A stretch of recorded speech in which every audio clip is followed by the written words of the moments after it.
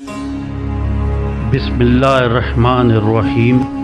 आसिम की आवाज़ सुनने वाले नाजरीन को सबको अस्सलाम वालेकुम।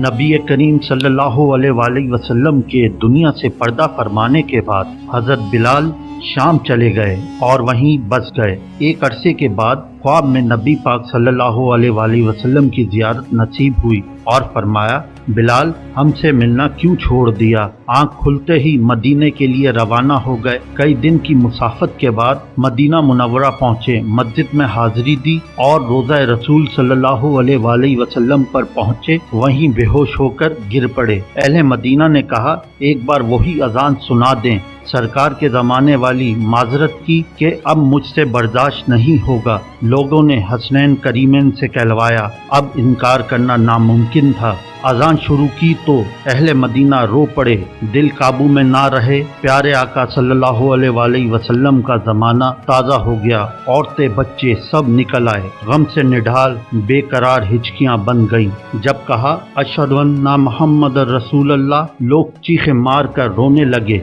हज़रत बिलाल की नज़रें मिंबर रसूल पर पड़ी। मिंबर खाली था, सरकार नहीं थे। खाली मिंबर देखकर गिर पड़े, बेहोश हो गए। अजान मुकम्मल ना कर सके। होश में आए तो उठे और रोते हुए शाम की तरफ रवाना हो गए। या अल्लाह, इन जैसी मोहब्बत भी हमारे दिलों में भर दे। आमीन।